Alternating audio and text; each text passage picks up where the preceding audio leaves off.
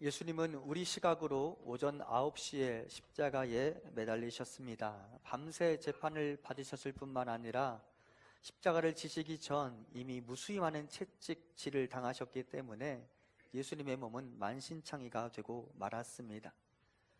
예수님은 십자가 위에 6시간 동안 매달려 계셨고 그 십자가 위에서 7마디 말씀을 남기신 것으로 알려져 있으며 사람들은 그것을 가상칠언이라고 부릅니다. 예수님의 십자가를 가장 가까이에서 지켜볼 수 있었던 사도 요한은 예수님의 가상칠언 중 2가지 말씀을 남기고 있는데, 오늘 우리는 그 가상칠언 중 요한이 남긴 기록 중 하나의 말씀을 살펴보도록 하겠습니다. 본문 28절 우리 같이 봉독해 보겠습니다. 그 후에 예수께서 모든 일이 이미 이루어진 줄 아시고 성경을 응하게 하려 하사 이르시되 내가 목마르다 하시니 아멘. 예수님은 십자가 고통의 정점에서 이렇게 말씀하셨습니다. 내가 목마르다. 그리고 이 말씀과 거의 동일한 지점에서 주님은 이렇게 자신의 고통을 호소하기도 하셨습니다. 엘리 엘리 라마 사박다니, 나의 하나님 나의 하나님 어찌하여 나를 버리시나이까. 예수님이 당하셨던 고난이 상대적으로 훨씬 더 심각했다라는 점은 예수님이 다른 사람보다 일찍 십자가에서 숨을 거두셨다는 점에서 발견됩니다. 예수님 6시간 동안 십자가에 계셨는데요, 다른 사람들의 경우 하루, 길게는 2일과 3일 동안 그 십자가 위에 매달려 있는 사람들도 있었다고 합니다. 근데 예수님 몇 시간만 거기 계셨다고요? 6시간만 거기 계셨고 거기서 숨을 거두셨으니까 예수님은 이미 최악의 상태에서 십자가를 지셨고 비교적 빠른 시간에 숨을 거두셔야 했습니다. 그리고 그 고통의 한복판에서 우리 주님 이렇게 말씀하셨죠. 내가 목마르다. 이 구절은 예수님이 당하신 고난의 크기와 깊이를 대변합니다. 예수님은 십자가에서 모든 고통을 자신의 온몸으로 다 받아내셨습니다. 마가복음에 보면 사람들이 십자가를 지고 가려는 예수님에게 모략을 탄 포도주를 드렸다라고 말해요. 즉 마취 성분이 있는 포도주를 드렸어요. 그것을 마시면 고통이 좀 덜해지겠죠. 그런데 예수님은 그것을 거절하셨다라고 합니다. 마가복음 15장 23절입니다. 모략을 탄 포도주를 주었으나 예수께서 받지 아니하시니라. 조금이라도 그 고통과 더불어 싸우는 것에 있어서 주님이 양보하실 마음이 없었습니다. 주님은 고통 그 자체를 온몸으로 다 받아내셨습니다. 그것뿐입니까? 사실 예수님이 겪으신 고난은 육체적인 고난 그 이상의 것이 더 컸다고 볼 수도 있습니다. 주님께서 겟세마네 동산에서 아버지 할만하시거든 이 잔을 내게서 옮겨 주시옵소서라고 기도하셨던 것은 자신이 당하실 육체적 고통뿐만 아니라 자기 자신이 경험하게 될 하나님으로부터의 외면, 하나님과의 분리, 그것이 두려웠기 때문입니다. 성부와 성자는 단 한 번도 이별을 경험해 본 적이 없습니다. 성부 하나님과 성자 예수님은 단 한 번도 서로가 서로를 지지하고 서로가 서로를 사랑하는 그 관계에 끊김이 있어 본 적이 없습니다. 단 한 번도 아버지는 아들의 고통을 외면해 본 적이 없습니다. 그런데 유독 이 십자가 위에서만은 아버지는 아들의 외침을 외면하셔야 했고, 그 아버지의 거절, 아버지가 내 소원을 듣지 않으신다는 그 거절을 바라보는 성자의 마음이 어찌 편했다고 말할 수 있겠습니까? 예수님이 고통을 겪으셨습니다. 왜 그랬을까? 먼저는 여러분과 저의 죄가 예수님의 고통의 원인입니다. 저와 여러분의 죄악의 크기와 정도가 예수님의 십자가 고통을 만들어냈습니다. 하나님은 죄를 싫어하십니다. 하지만 하나님은 모든 사람들을 용서하기를 원하셨습니다. 그래서 하나님이 어떤 방법을 선택하십니까? 죄는 징벌하고 사람들은 구원하시기 위해 성자 예수 그리스도를 이 땅에 보내시고 성자 예수 그리스도의 십자가에 우리의 모든 죄를 다 전가시키시며 그분에게, 아들에게 모든 죄에 대한 징벌을 다 쏟아내셨습니다. 죄에 대한 모든 형벌을 다 아들에게 쏟아내셨습니다. 그리고 모든 사람들의 죄를 아들 예수 그리스도의 십자가와 함께 못 박았습니다. 그것이 예수님이 십자가의 고통을 겪으셔야만 했던 이유입니다. 더불어 예수님이 우리를 위하여 고통을 받으셔야 했던 이유는 죄가 사람에게 미친 고통과 싸우셔야 했기 때문입니다. 여러분, 죄는 나쁜 행동을 의미하는 것뿐만 아니라 하나님이 죄를 싫어하시는 이유는 죄가 사람에게 고통을 안겨다 주기 때문입니다. 여러분, 죄는 고통을 낳습니다. 죄의 결과 전쟁이 있잖아요. 그렇죠? 죄의 결과 사람에게 분열이 임하고 죄의 결과 사람들에게 탄식이 임하는 거예요. 하나님은 그 죄를 싫어하세요. 왜? 죄가 사람에게 고통을 안겨다 주니까. 주님이 십자가 위에서 그 고통을 겪으시면서 죄가 사람에게 미친 고통과 싸우셔야 했습니다. 예수님은 그 십자가 위에서 그것들과 싸우며 대신 우리에게 평화를 안겨주기 위한 전쟁을 치르셨습니다. 또한 죄가 만들어내는 사망의 고통, 하나님과의 분리, 그것과 싸우셔야 했습니다. 여러분, 죄의 결과가 뭐예요? 죄의 싹은 사망이니라. 주님은 죄가 사람에게 미치는 고통의 고통 중의 고통인 그 사망과 더불어 싸우시기 위해 그 십자가에서 치열한 전쟁을 치르셨고 그것으로 인한 고통을 안으셔야 했습니다. 달리 말하면 예수님이 당하신 고난의 깊이는 우리의 죄악의 깊이요, 예수님이 당하신 고난은 죄와 사망의 권세의 위력에 비례한다고 말할 수 있습니다. 예수님은 바로 그 고난을 당하시면서 목마름을 호소하셨습니다. 그리고 예수님의 목마름 덕분에 우리는 생명수를 마실 수 있게 되었습니다. 예수님은 그 몸에서 물과 피를 다 쏟아내셨습니다. 그리고 그 몸에서 나오는 생명의 물로 우리를 살리셨습니다. 사도 요한의 증언을 봅니다. 요한복음 19장 34절 같이 봅니다. 시작. 그중 한 군인이 창으로 옆구리를 찌르니 곧 피와 물이 나오더라. 아멘. 요한이 봤어요. 로마 군사가 예수님의 몸을 찔렀어요. 그랬더니 그곳에서 물과 피가 쏟아져 나왔어요. 이것은 무엇을 의미하느냐? 예전에 예수님께서 수가성 여인에게 이렇게 말씀하신 적이 있습니다. 요한복음 4장 14절 같이 봉독합니다. 내가 주는 물을 마시는 자는 영원히 목마르지 아니하리니 내가 주는 물은 그 속에서 영생하도록 솟아나는 샘물이 되리라. 아멘. 그분의 목마름은 우리에게 생수를 주시기 위해 선택한 결정에서 비롯된 것입니다. 예수님 우리에게 생수를 주시기 위해 그분의 몸을 다 쥐어짰어요. 그리고 그분의 몸을 다 쥐어짜며 그분의 몸에서 물과 피를 다 쏟아내시느라 그분은 목마름을 경험할 수밖에 없었습니다. 그분이 주시는 생명수, 그것이 무엇을 의미하는지 고린도전서 말씀을 잠깐 보겠습니다. 고린도서 10장 3절과 4절입니다. 다 같은 신령한 음식을 먹으며 다 같은 신령한 음료를 마셨으니 이는 그들을 따르는 신령한 반석으로부터 마셨음에 그 반석은 곧 그리스도시라. 이 구절은 출애굽기 17장의 사건과 연관이 있습니다. 이스라엘이 광야를 지나는 동안 언제나 그들을 괴롭힌 그것은 바로 물의 부족 문제였습니다. 이스라엘이 홍해바다를 건넌 다음에 첫 번째 만난 어려움도 마라 사건이었죠. 마라 사건. 우물이 있었는데 물이 써서 마실 수 없었다고 말하죠. 그래서 이스라엘 백성들은 광야 생활 내내 물 부족으로 인한 고난을 겪어야만 했습니다. 그리고 출애굽기 17장에서 다시 한번 그들이 물이 없어서 고통을 당하다가 여호와 하나님과 모세를 원망합니다. 그러자 하나님께서 이렇게 말씀하셨습니다. 출애굽기 17장 6절 같이 봉독합니다. 내가 호렙산에 있는 그 반석 위 거기서 내 앞에 서리니 너는 그 반석을 치라. 그곳에서 물이 나오리니 백성이 마시리라. 모세가 이스라엘 장로들의 목전에서 그대로 행하니라. 아멘. 하나님께서 물이 없어서 힘겨워하고 하나님을 원망하는 이스라엘 백성들을 위하여 모세에게 이렇게 말씀하십니다. 모세야, 내가 반석 위에 올라갈 것이니 너는 반석을 쳐라. 곧 나를 내려쳐라. 그러면 거기에서 물이 나올 것이다. 그리고 모세가 그 반석을 내리쳤습니다. 그러면서 자연스럽게 누구를 쳤을까요? 반석 위에 계신 여호와 하나님을 내리쳤어요.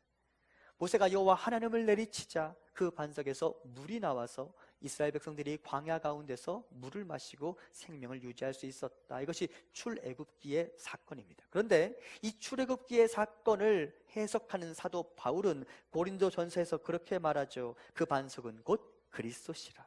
그러니까 그 반석 위에 출애굽기에서는 성부가 계셨다고 말하지만 사실상 그 반석 위에 계셨던 분은 성자 예수 그리스도이셨다라고 사도 바울은 해석합니다. 그리고 모세는 그 위에 계신 성자 예수 그리스도를 내리쳤고 그 예수 그리스도에게서 생명수가 쏟아져 나왔다라고 이야기하며, 모세가 반석 위에 계신 예수 그리스도를 내리친 사건이야말로 십자가 사건을 의미한다고 말할 수 있습니다. 예수 그리스도에게서 사람을 살리는 생수가 쏟아져 나온 것이고, 그것 때문에 예수님은 목마름을 호소하셨습니다. 십자가의 고통은 절대 간단한 일이 아니었습니다. 그래서 예수님도 그 고통을 견디셔야 했어요. 고통스러우니까, 힘겨우니까. 히브리서 12장 2절입니다. 믿음의 주요 또 온전하게 하시는 이인 예수를 바라보자.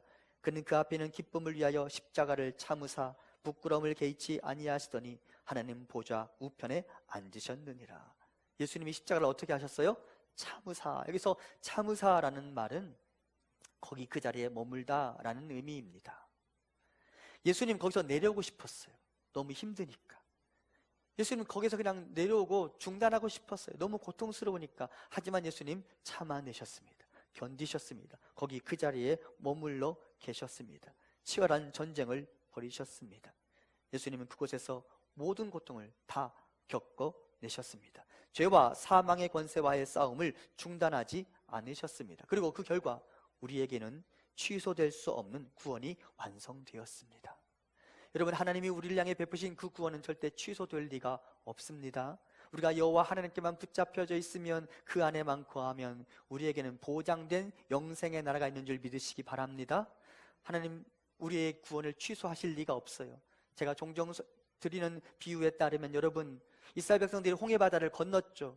출애굽했어요. 영적 사망의 땅에서 자유를 얻었어요. 그런 다음에 어떻게 됐어요? 홍해바다가 다시 하나로 합쳐졌어요. 애굽으로 돌아갈 길이 있어요? 없어요? 없어요. 그것이 우리에게 취소될 수 없는 구원이 갖는 의미입니다. 하나님이 우리에게 영생의 선물을 한번 주셨으면 그 구원은 절대 취소될 리가 없습니다. 그 구원이 십자가 위에서 우리에게 선물로 주어졌습니다. 하나님은 우리를 다시 애굽으로 돌려보내지 않으실 것입니다. 이미 우리에게는 애굽, 죄와 사망의 권세로부터 오는 자유가 선물되었습니다. 왜?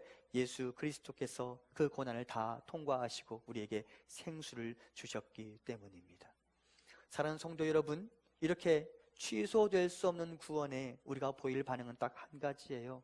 감사하는 거예요. 여러분, 은혜를 아는 자는 그 입에 항상 뭐가 머무는지 아세요? 감사가 머물게 되어 있어요. 은혜를 피부로 경험한 사람은 언제나 그 입술에 감사가 나오게 되어 있습니다. 사랑하는 성도 여러분, 하나님이 여러분을 출애굽시키시고 그것으로 손 떼신다고 말씀드렸습니까? 그렇지 않죠? 하나님이 여러분을 출애굽시키신 다음에 광야를 지나 가나안에 들어갈 때까지 여러분을 지켜주실 것입니다. 지금 여러분은 광야를 통과하고 있어요. 그러면 광야 가운데서 하나님은 여러분을 버리셨습니까? 그렇지 않아요. 지금도 하나님은 구름기둥과 불기둥으로 여러분을 인도하고 계십니다. 출애굽시키셨을 뿐만 아니라 광야를 지나게 하실 뿐만 아니라 가나안으로 우리를 데리고 인도하실 그 하나님 바라보며 그 하나님 이미 베푸신 구원의 은혜에 감사하시기 바라고, 또다시 지금 현재 이곳에서 나와 함께 하시며 나를 지키시고 돌보시는 여호와 하나님의 은혜에 감사하는 우리가 되기를 소망합니다. 언제나 감사가 우리 입술에 떠나지 않았으면 좋겠습니다. 은혜를 아는 자는 그렇게 하기 때문이에요. 주님 그것을 위하여 우리에게 생수를 주시기 위해 목마름을 경험하셨습니다. 한편 내가 목마르다라는 이 구절은 나는 갈망합니다라는 구절로 번역이 가능합니다. 예수님은 십자가 위에서 육체적인 목마름뿐만 아니라 영혼의 간절함을 가지고 하나님께 기도합니다. 나는 갈망합니다. 나는 간절히 원합니다. 무엇을? 저들의 구원과 나의 구원을. 주님이 십자가 아래에서 지금 그것이 무슨 의미인지도 모르고 예수님을 십자가에 못 박고 예수님을 조롱하는 사람들을 상대로 그들을 바라보며 하나님께 말씀하셨죠. 저들은 자기들이 하는 짓을 무슨 의미가 있는지를 모릅니다. 저들을 구원하여 주옵소서. 주님 그것을 지금 갈망하시며 기도하셨어요. 그리고 또 하나, 자기 자신의 구원을 갈망하시며 기도하셨습니다. 무덤 속으로 내려가야 하는 자신, 절대적 무능의 상태 가운데 들어가야 하는 자기 자신을 구원하여 주시도록 하나님께 기도하셨습니다. 생각해보면 절대자이신 분이, 생명의 근원이신 분이 절대적 무능의 상태 가운데 들어가셔서 하나님의 구원을 바라보며 기도해야 한다는 것, 아이러니 중에 아이러니입니다. 여러분, 신에게 도움을 구한다. 말이 됩니까? 안 됩니까? 하나님이 하나님에게 도움을 구한다. 말이 됩니까? 안 됩니까? 돼요? 안 돼요? 안 되죠. 어떻게 하나님이 하나님께 구원을 구합니까? 하지만 주님은, 성자 예수 그리스도께서는 인간의 몸으로 이 땅에 오셔서 사람이 당해야 하는 죄와 사망의 권세, 그 고통의 한복판을 지나시며 이제 무덤 속에 내려가셔야 돼요. 무덤 속에 내려가시면 예수님이 혼자서 그 무덤을 헤집고 나올 수 있어요? 없어요? 있어요? 없어요? 없어요. 그 절대적 무능의 상태 가운데 들어가야 하는, 신이 절대적 무능의 상태 가운데 들어가 누군가의 도움을 받아야만 하는 아이러니 중에 아이러니를 위하여 지금 십자가 고통을 견디고 계시는데, 그 고통의 마지막 지점에서 나는 갈망합니다, 나는 아버지의 구원을 갈망합니다라고 말하고 있어요. 아이러니 중에 아이러니지만 이것이야말로 십자가가 현실이며 십자가가 사실이며 십자가가 우리에게 구원을 준다는 사실을 보여주는 장치라고 말할 수 있습니다. 예수님은 십자가를 지심으로 아버지의 구원을 위해 기도할 수밖에 없는 그 자리에 내려가셨습니다. 예수님에게도 구원이 필요했습니다. 그리고 아버지에게 자기 자신을 맡기셨습니다. 누가복음 23장 46절 같이 봉독합니다. 예수께서 큰 소리로 불러 이르시되 아버지, 내 영혼을 아버지 손에 부탁하나이다 하고 이 말씀을 하신 후 숨지시니라. 아멘. 가만히 생각해 보십시오. 하나님은 예수님을 무덤 속에 내버려 두시지 않을 것입니다. 그렇죠? 예수님도 그것을 알고 있었을까요? 모르고 계셨을까요? 하나님의 아들을 살릴 겁니다. 예수님은 그 사실을 알고 있었어요? 모르고 있었어요? 알고 있었죠. 알고 있었죠. 예수님 공생애 동안 제자들에게 자신의 죽음과 부활에 대해서 3번씩 말씀하셨습니다. 그리고 아버지께서 너에게 보여주실 표적은 요나의 표적밖에 없다라고 말씀하시며 자신의 부활에 대해 이미 말씀하셨습니다. 여러분께 질문해 봅니다. 여러분, 이미 될 게 뻔해 보이는 일에 대해 여러분 기도하십니까? 안 하십니까? 하세요? 안 하세요? 안 하죠? 그렇죠? 자, 그러면 질문해 봅니다. 예수님은 지금 아버지께서 자기를 살리실 일에 대해 믿지 못하고 계셨던 것은 아닐까요? 예수님이 만일 아버지가 자기를 살리실 것이 뻔해 보였다면, 그것에 대한 완전한 확신이 있었다면 예수님이 기도하실 필요가 있어요? 없어요? 우리의 관점으로 있어요? 없어요? 없어요. 근데 예수님 지금 기도하고 계세요. 그러면 예수님은 아버지께서 자기를 살리실 것에 대해 믿지 못했던, 믿음이 없는 분이셨는가? 여러분, 그렇지 않아요. 믿음이란 무작정 맹신하는 게 아니에요. 믿음이란 기도와 함께 하나님의 약속을 점점 더 내 확신으로 채워져 가는 것, 그것이 믿음입니다. 예수님에게 믿음이 있었어요. 아버지의 약속에 대한 신뢰가 있었어요. 하지만 주님 지금 죽으러 가는 거예요. 여러분, 예수님이 지금 무덤 체험하러 가는 게 아니에요. 그렇죠? 여러분, 요즘도 어느 종교단체들 가보면 교회에서도 그런 일을 한다고 하던데, 이렇게 사람들 관 속에 집어넣고 땅땅땅 두드리며 장례 체험한다고 하더라고요. 여러분도 그런 거 해보셨어요? 그런 곳들이 있어요. 사람 그 관에 집어넣고 마지막 죽음의 순간에 어떤지 간접적으로 경험해봐라. 여러분, 예수님이 2박 3일간 지금 무덤 체험하러 가십니까? 예수님이 2박 3일간 지금 장례식 체험하러 가십니까? 그렇지 않아요. 예수님 죽으러 가는 거예요. 완벽한 무능의 상태 가운데 들어가시는 거예요. 절대적 무능의 상태 가운데 들어가시는 거예요. 스스로는 아무 일도 할 수 없는 그 무능의 상태 가운데 들어가시는 거예요. 하지만 하나님은 이미 약속하셨거든요. 내가 너를 살릴 거라고. 아버지가 나를 살릴 거라는 약속이 있었으니까 예수님은 기도할 수 있었어요. 그 약속을 믿으니까 기도할 수 있었어요. 여러분, 아버지가 나를 살릴 거라는 그 믿음의 그 말씀에 대한 믿음이 없으면 누가 나를 부활시켜달라고 기도하겠어요? 그럴 사람 있어요? 없어요? 없어요. 왜 이렇게 답들이 없으세요? 그럴 사람 없어요. 그럴 사람 없어요. 예수님 오히려 믿음이 있었으니까 아버지께 기도할 수 있었어요. 나를 살려달라고. 아이러니 중에 아이러니지만, 신이 신에게 기도하는 아이러니 중에 아이러니지만, 예수님은 절대적 무능의 상태 가운데 들어가시기 위해 아버지께 기도하고 있습니다. 나를 일으켜 주시옵소서. 여러분, 이것이 믿음이에요. 나는 아무것도 할 수 없지만 하나님이라면 할 수 있을 것 같아 하나님께 부탁합니다. 하나님, 나를 무덤에서 살려주시옵소서. 이것이 믿음인 거예요. 아브라함의 경우가 생각났습니다. 아브라함이 그 아들 이삭을 데리고 모리아 산에 올라갔습니다. 그 산의 정상에서 아들은 아버지의 손에 의해 하나님께 제물로 드려져야 하는 그런 시간이었습니다. 아버지의 마음이 어땠을까요? 그런데 아버지 아브라함에게서 다소 난해한 말들이 튀어나옵니다. 먼저 창세기 22장 5절 같이 봉독해 보겠습니다. 이에 아브라함이 종들에게 이르되 너희는 나귀와 함께 여기서 기다리라. 내가 아이와 함께 저기 가서 예배하고 우리가 너희에게로 돌아오리라 하고, 아브라함이 종들에게 말합니다. 여기 머물러 있어라. 내가 내 아들과 함께 올라가겠다. 그리고 여러분, 아브라함은 그곳에서 아들을 하나님께 드리고 내려올 것입니다. 그러면 한 명이 내려오게 되어 있어요? 두 명이 내려오게 되어 있어요? 한 명이 내려오는 거잖아요. 근데 이 구절 잠깐 보세요. 22장 5절 우리가 내려오리라. 몇 명이 내려오겠다고 지금 말하고 있는 거예요? 두 명이 내려오겠다고 말하고 있는 거예요. 그러면 아브라함은 아들 이삭을 드릴 마음이 있었을까요? 없었을까요? 아브라함은 아들이 반드시 살 거라는 사인을 이미 받았을까요? 어떻게 생각하세요? 만일 아브라함이 우리가 내려올 거라는 사인을 받고 올라갔다고 생각해 보시죠. 그렇다면 아브라함은 그 아들을 드리며 하나님께 쇼하는 거예요. 자, 이제 하나님 내가 올려놨습니다. 언제 스탑하실래요?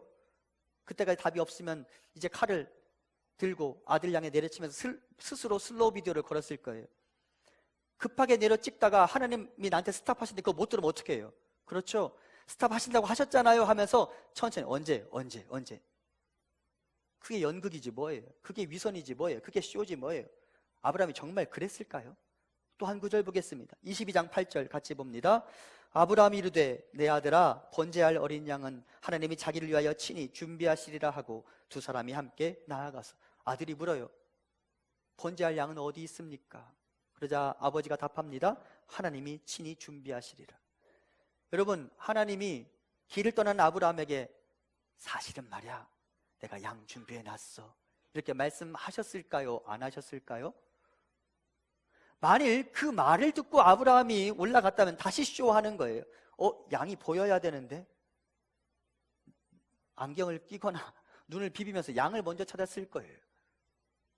그런데 아브라함은 양이 있을 거라고 기대하지 않았어요. 아니, 양이 있을 거라는 소리를 들어본 적이 없어요. 그런데 왜 이렇게 말하고 있을까요? 무슨 말이냐? 이 두 구절은 모두 기도문으로 읽어야 돼요. 히브리 문법상 이 문장은 평서문이기도 하지만 기도문이, 기원문이에요. 그래서 이 문장은 이렇게 읽어야 돼요. 우리가 돌아오게 하소서, 나의 아들을 대신할 양을 준비하여 주소서. 아브라함이 기도하는 거예요. 하나님, 내가 내 아들 바칠 거예요. 내가 내 아들을 죽이고 나면 나 혼자 내려올 수밖에 없는, 나 그러지 않았으면 좋겠어요. 하나님, 내가 내 아들을 하나님께서 말씀하시니까 그대로 드릴 거예요. 하지만 나 혼자 내려오지 않았으면 좋겠어요. 아버지가 그 아들을 살려주세요. 나는 아무것도 할 수 없어요. 아버지가 살려주세요. 이것이 아브라함의 절대적 무능의 상태 가운데 드린 기도였고, 이것이 바로 예수 그리스도의 기도에서 나는 갈망합니다. 나의 구원을 갈망합니다. 무덤 속으로 내려가는 나는 완전한 무능의 상태 가운데 들어갈 수밖에 없지만 아버지의 나를 향한 그 이전에 있었던 그 말씀을 신뢰하고 나는 부활을 위하여 기도하오니 주여 나를 구원하여 주소서. 이것이 예수님의 기도였습니다. 하나님을 향한 절대적 의지, 완벽한 위탁이 예수님의 기도에 담겨져 있습니다. 나는 갈망합니다. 죽음을 각오하지만, 죽음의 자리에 내려가지만 거기에서도 하나님은 하나님의 일을 이루어 주시기를 구하는 것, 그것이 아들의 믿음이었습니다. 달리 말하면 예수님의 십자가는 쇼가 아니었습니다. 앞서 말씀드린 것처럼 예수님은 다시 살아날 것을 알고 2박 3일간 무덤 체험하기 위해 잠깐 다녀오지 뭐 하고 십자가 위에 계셨던 것이 아닙니다. 정말 죄의 대가인 사망을 겪으시기 위해 십자가 위에 매달려 계셨습니다. 그래서 십자가는 더 가치가 있는 것입니다. 그래서 십자가는 더욱 사랑스러운 것입니다. 감사하십시오. 죽기까지 복종하신 그 사랑에 감사하시기 바랍니다. 빌립보서 2장 8절 같이 봉독합니다. 사람의 모양으로 나타나사 자기를 낮추시고 죽기까지 복종하셨으니 곧 십자가에 죽으심이라. 아멘. 이것이 주님의 십자가의 가치, 죽기까지 복종하셨으니 여러분과 저를 위하여서 직접 무덤에 내려가셔서 신이신 분이 완벽한 무능의 상태 가운데 빠지셔서 신이 신을 위해, 성자가 성부에게 기도할 수밖에 없는 그 자리에 주님이 내려가셨으니 이것이 어찌 작은 일이라 말할 수 있겠습니까? 사랑하는 성도 여러분, 이 사건에 감사하시기 바랍니다. 감사해야 돼요. 그것이 우리의 합당한 반응입니다. 한편 예수님께서 내가 목마르다 라고 말씀하신 것은 아직 그분에게 생명이 남아있다라는 증거가 되기도 합니다. 이 말씀 후에 또 한 말씀 하셨잖아요. 그죠? 네. 다 이루었다. 그러니까 그 말씀 하시기 전에 지금 내가 목마르다 하셨으니까 예수님 아직 살아있는 상태였어요. 여러분, 목마름은 살아있음의 증거입니다. 죽은 사람이 목말라 할 수 있어요? 없어요? 없어요. 살아있기 때문에 목말라 하는 거예요. 그러면 여러분은 살아있습니까? 여러분의 영혼은 살아있습니까? 여러분의 영혼은 무엇인가를 향한 갈증을 느끼고 있습니까? 이것이 저의 한 주간의 또한 고민이었습니다. 나는 목말라 하고 있는가? 나는 갈증을 느끼고 있는가? 학자들에 따르면 사람의 몸의 80%가 수분이라고 합니다. 여러분의 몸에 0.8 곱하면 여러분 몸에 있는 물의 양이 되는 겁니다. 사람들은 그야말로 물통을 들고 다니는 셈입니다. 뇌와 뼈, 몇 가지 장기를 빼고 나면 모두가 다 물입니다. 그래서 사람은 물을 마시지 않으면 어디선가 반드시 이상 징후들이 발생하게 됩니다. 생각의 조리도 없어지고요, 피부는 끈적끈적해지고 심각하면 창자가 뒤틀리기도 합니다. 몸에 수분이 모자라면 눈물을 흘릴 수도 없고요, 입에서 음식을 씹어 삼키는데도 불편함을 겪게 됩니다. 땀샘에서 땀을 내보내지 않으면 몸은 열에 들떠 괴로워지고요, 세포가 성장하자면 수분이 가득한 혈액이 있어야 하는데 그 피, 물, 그쵸? 피가 물이잖아요. 그렇죠? 네. 그 혈액이 없으면 사람은 죽게 됩니다. 수분이 없으면 관절을 부드럽게 움직일 수도,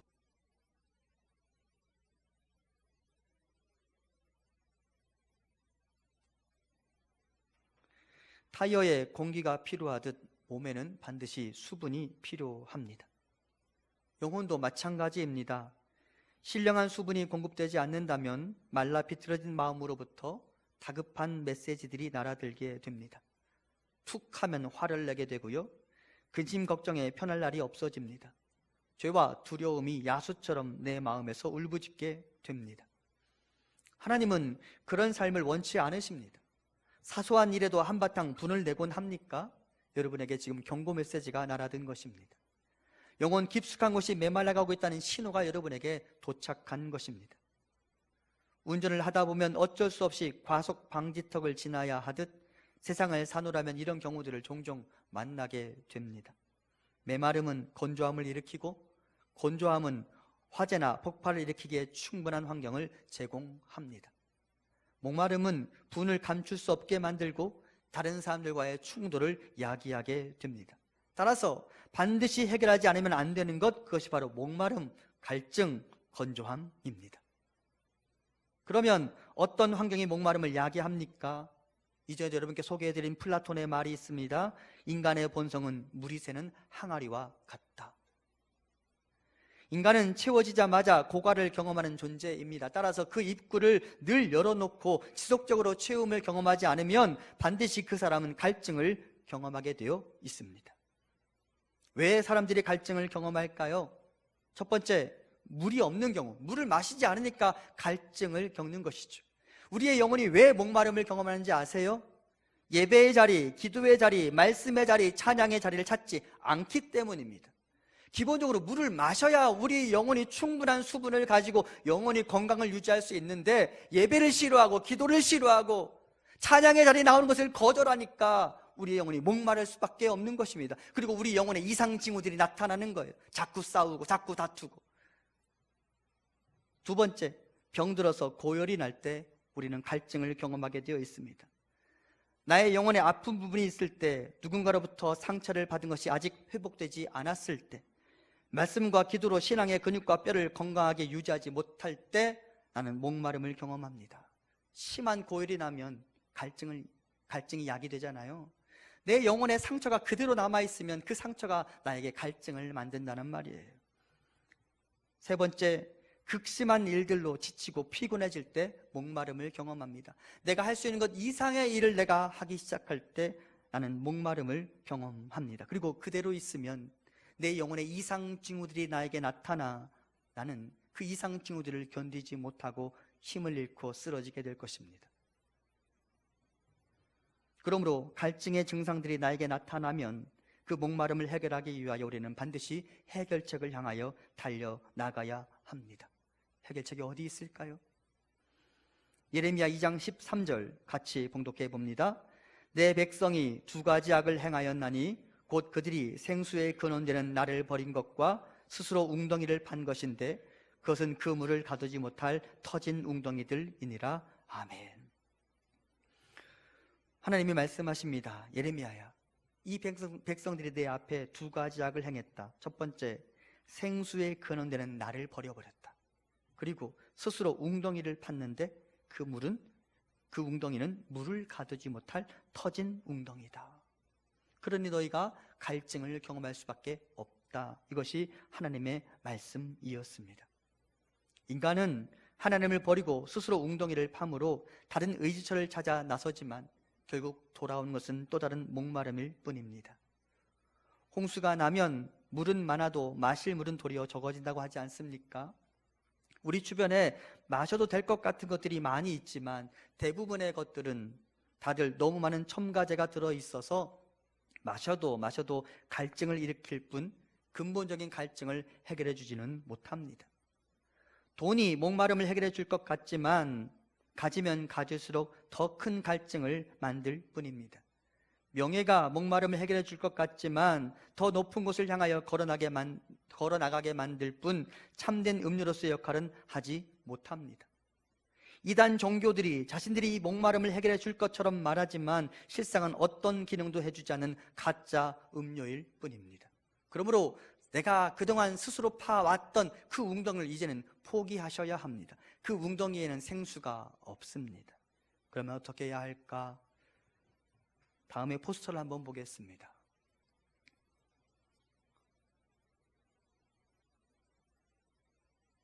그만 섬기고 그만 섬기라. 무슨 말일까요? 그만 섬기고 그만 섬기라. 처음에 제가 이거 몇 분한테 보여드렸더니 무슨 말인지 잘 모르시더라고요. 네, 저기 그만 섬기고 윗부분에 아주 작은 글씨가 하나 있어요. 세상은 그만 섬기고, 그 다음 그만 섬기라 위에 또 작은 글씨가 있어요. 오직 그만 섬겨라. 여러분, 내가 그동안 섬겨왔던 세상, 내가 스스로 파왔던 웅덩이 그만 섬기십시오. 그리고 오직 그만 섬겨야 합니다. 거기에 생수가 있습니다. 거기에 구원이 있습니다. 예수 그리스도 그분이 주시는 생수만이 우리의 갈증을 해결할 수 있는 유일한 통로임을 여러분 알아야 합니다. 우리 함께 요한복음 4장 14절 같이 다시 봉독해 보겠습니다. 내가 주는 물을 마시는 자는 영원히 목마르지 아니하리니 내가 주는 물은 그 속에서 영생하도록 솟아나는 샘물이 되리라. 아멘. 하나님만 갈망하십시오. 십자가 위에 예수 그리스도 그분께서 하나님의 구원을 갈망했던 것처럼 여러분 하나님을 갈망하십시오. 나의 빈곤함과 가난함, 나의 텅 빈 항아리와 텅 빈 그물을 가지고 하나님께 나아가십시오. 5,000명의 사람이 도무지 먹을 수 없는 나의 오병이어를 가지고 그 작은 도시락을 가지고 하나님께 나아가십시오. 하나님께서 주께서 나의 항아리를 채우시고 나의 텅 빈 그물을 채우실 것입니다. 주께서 나의 작은 도시락 오병이어를 기적의 소재로 삼으실 것입니다. 제가 가나 혼인잔치 비유를 설교하면서 여러분께 그렇게 말씀드렸어요. 나의 결핍이 그분의 손에 올려지면 그것은 기적의 소재가 될 것이라고. 여러분, 내가 얼마를 가지고 있는지는 전혀 문제가 안 돼요. 그것이 누구의 손에 올려져 있는지가 중요할 뿐이에요. 그 결핍이, 그 텅 빈 도시락이 여전히 내 손에 올려져 있으면, 텅 빈 그물이 여전히 내 손에 있으면 그것은 나에게 결핍이에요. 하지만 내 결핍이 주의 손에 올려지면 그것은 기적의 소재가 될 것입니다. 이것이 우리가 여호와를 갈망해야 되는 이유입니다. 여호와 하나님을 갈망해야 되는 이유가 바로 여기에 있습니다. 사랑하는 성도 여러분, 세상은 그만 섬기고 오직 그만 섬기시기 바랍니다. 그분에게만 구원이 있습니다. 그분에게만 영생이 있습니다. 그분에게만 치유가 있고 그분에게만 회복이 있습니다. 여러분이 스스로 팠던 웅덩이 이제 포기하시고 여호와 하나님, 그분만 바라보며 그분만 갈망하며 그만 섬기는 우리 모두가 될 수 있기를 간절히 소망합니다. 여러분에게 주로부터 오는 생수가 흘러나와 여러분 모두에게 주의 은혜가 머물기 시작할 것입니다.